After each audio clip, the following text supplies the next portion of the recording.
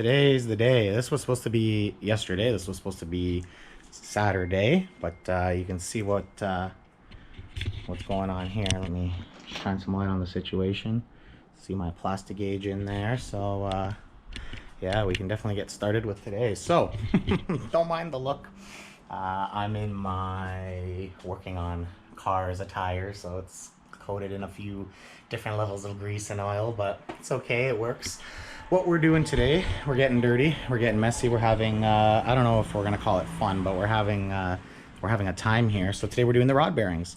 And now I wasn't gonna film this just because it's a little bit of a pain in the ass to film, but that said, I just wanted to show you guys here what we have done so far. So we'll get back to this. Let's maybe hop under the car and see see what we got. So as you can see, I've got the oil pan off down here and we've got the motor opened up. You can see there's where I've got my plastigage imprint. You can see how clean the journals are on this motor. That's how you know it's good. Like, everything's just super clean and tidy. So that's why I'm doing the bearings, because this thing's in great shape, and there's no reason for it to have any of the issues that it had. So yeah, so I measured the first. This is number 4. It's the last bearing to get oil. Obviously our pump's here, so it goes from 1 to 4. And look at how clean the journal is. If there was anything wrong, come on, man. So anyways, let's take a look at the bearing. I was very impressed to see this, especially because, as you know, I've been bitching about oil pressure since the beginning of this build. But spec on these engines is, I don't know if this is going to pick up or focus, probably not, but either way, I'm on the money. Spec, I'll put it on the screen, 0.0011 of an inch to 0.002.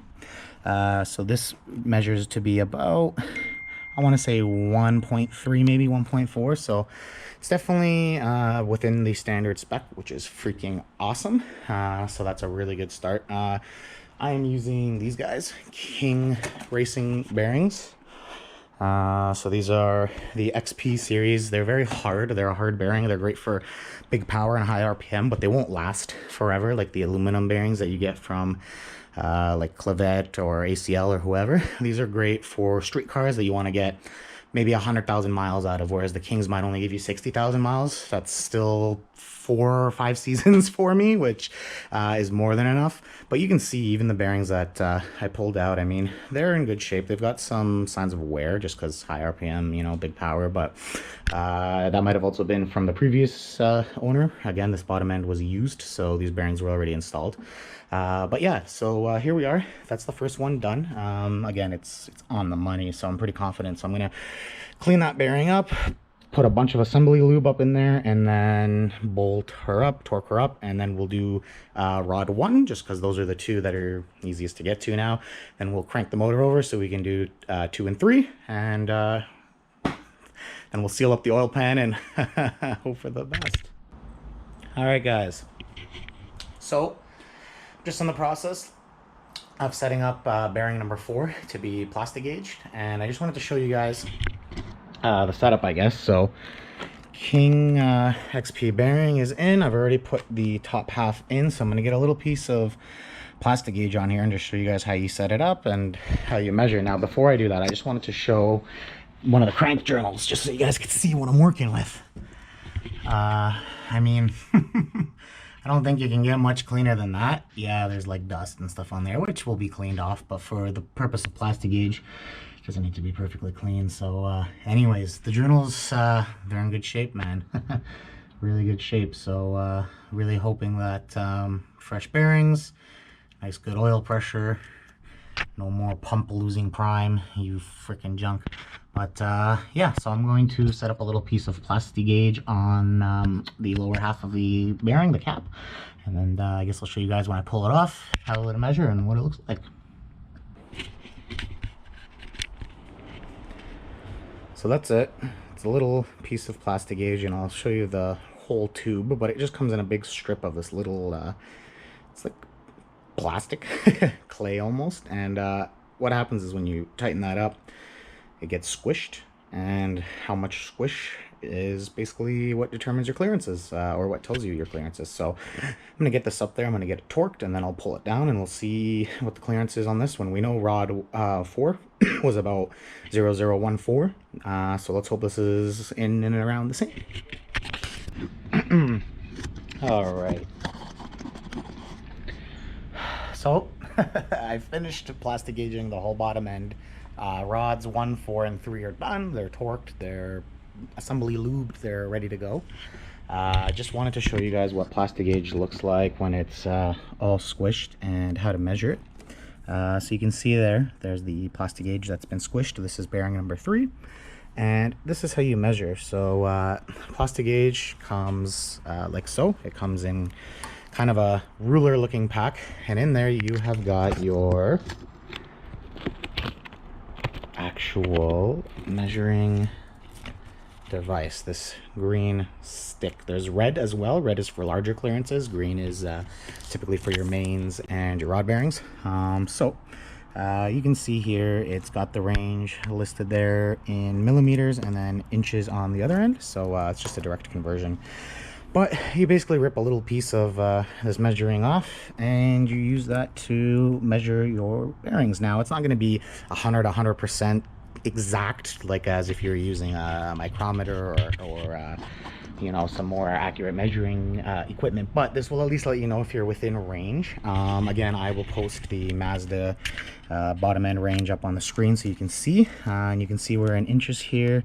We're probably a little bit, I want to say maybe 0015 is probably on the money. Now the range is between 0011 and 002, so we're definitely tighter than 2 would be a little loose. We're definitely close to 15, maybe 14 even, but yeah, that's it. That's how plastigage works. It's very simple. So now what I'm going to do is I'm going to clean off that bearing, brake clean it, get the plastigage off, clean off the journal, put a bunch of assembly lube everywhere. Usually it ends up in your face. So I'm going to do that. And then I'm going to torque this guy down. And that's it. Put the pickup tube back on, spin the motor over a little bit just to get that assembly lube kind of flowing everywhere, all around the journals. And then that's it. Be ready for a prime. Almost done. Okay, guys. It's been a few hours now. I've gone through and I have done all the rod bearings. I've plastic gauged them, done final torque on them. They're all between 0011 and 0015, so they're like bang on the middle for what would be considered standard specs. So what I'm doing now, just to finish up here, is we're going to reseal the oil pan. We're going to get it back up there. It's definitely a bit of a pain, and I don't know if I'm going to get it on the first shot. I know the oil pan can be done with the timing cover on the car. It's been done before without leaking, so I know that it's possible, but it's certainly a pain. So I've gone ahead and I've added my silicone all the way around, just like it kind of suggests in the manual. And then I've added on the side here for the timing cover portion. Now, the trick to silicone RTV is you want to let it sit for about 15 to 20 minutes before you put it on. If I go under there and I start trying to jam this pan on, the silicone's just gonna, it's gonna squish out everywhere and it's gonna go everywhere. If you let it actually cure for a little bit, what happens is the silicone will start to tack up. It'll become more like a gasket, less like a paste. And then when you do your final torque, it's gonna seal perfectly first shot. So what I'm using is just Permatex or Dynadex, whatever. It's just gray, you know, ultra gray. It works fine. It's rated for oil and oil pans and things of that nature. And it was on this pan before and it didn't leak, so I trust it to go on here again and not leak. So anyways, what I'm gonna do now is just give this about 15 minutes or so to tack up. And then I'm going to slink underneath there and I'm going to try to get it on. Now, it is a major pain because you're wedged in here on the transmission side and you're wedged in here on the timing cover side. So it does go up. It's just a big pain to kind of finagle it into place. So hopefully it doesn't kill me. I did just do kind of like a dry fit and I was able to get it up there. So let's hope that, you know, it goes nice and easy this time as well. Well, it's been about 5 hours, maybe 6 hours. Completed the job. I've started the car. Makes great oil pressure on cold start, 80-90 psi. It's normal.